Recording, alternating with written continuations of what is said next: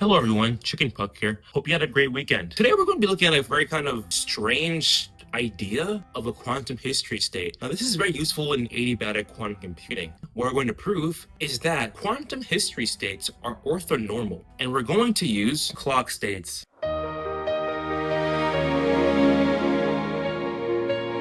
And then we're going to see how this construction helps us to encode every step of a quantum circuit. We're going to show that every immediate step of a circuit state remains normalized. And then we're going to attach a clock state to each step to prove that the resulting history states are orthogonal. Let's get started. Let's write down an ordinary quantum circuit. So here's the ordinary quantum circuit. It consists of gates U1 through UL. We want a way to not just represent the final answer of this circuit, but every stage of the computation. So to do that, we're going to attach a clock state to this circuit. And then we're going to prove that the resulting history states are orthonormal. This notation is much more simple than it looks. C of L is just the state of our computer after the L gates have been applied. Our first job is to prove that every one of these steps remains orthonormal. I wanted to illustrate what's happening through each step of this C formulation, okay? 0, we have the initial psi. 1, we have U1 on the initial psi. And then on the second step, we have U2, U1 on initial psi. We keep going until the entire circuit has been applied. Let's prove that every one of these steps is normalized. Let's start here. So we know that the norm squared of a state is just the inner product with itself. So now we're going to input this definition over here. As we discussed in our earlier video, when you take the het and turn it into a bra, the operators turn into their adjoint, and then their order reverses. So now we're going to use a very important property of these gates. They are unitary. Uj dagger Uj equals identity. Each U dagger U cancels to the identity, right? All the way down. So we can systematically cross out these pairs.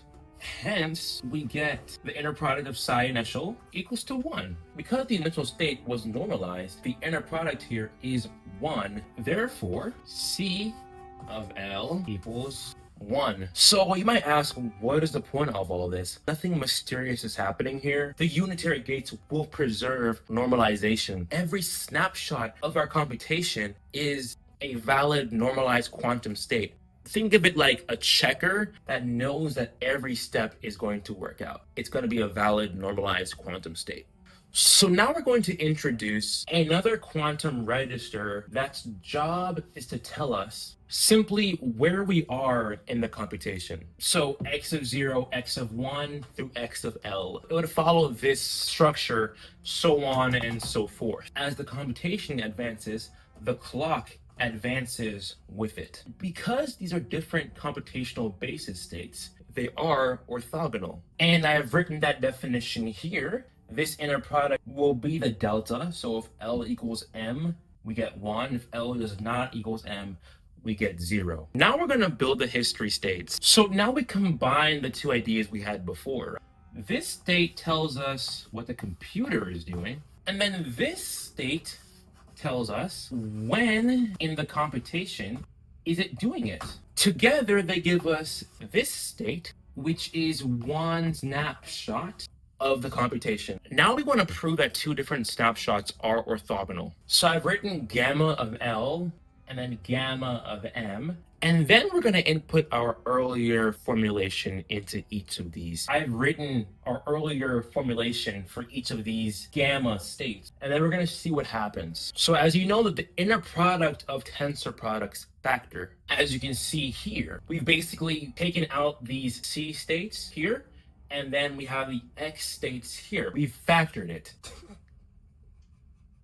Now this second factor is exactly why we introduced the clock states. Remember this delta function? This delta was if L equals M, we get 1. If L doesn't equals M, we get 0. Meaning if L does not equals M, the entire expression is 0. So it doesn't even matter if the computational states themselves overlap. The clock makes those different times distinguishable. So then since this is only 1 when L equals M, then the delta is 1, which leaves this expression, which we know is equal to 1. Therefore, this expression equals delta of Lm. This result might look small, but here's why it's useful. We can represent the entire computation as these gammas, right? These are mutually orthogonal steps. So they represent different moments of the same computation. So instead of treating time outside the Hilbert space, we've encoded the computational step into an additional quantum register. You can almost picture the computation as a path through the Hilbert space, where each point corresponds to one stage of the circuit. Now here's that payoff. This is the history state. It's a superposition containing every stage of the quantum computation, with each computational step correlated with its corresponding clock state.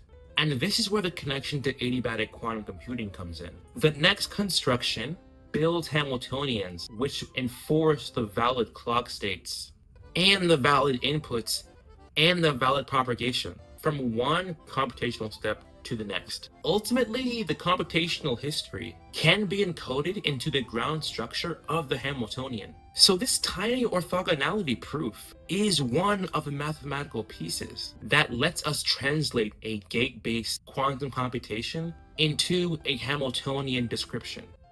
Thank you for watching.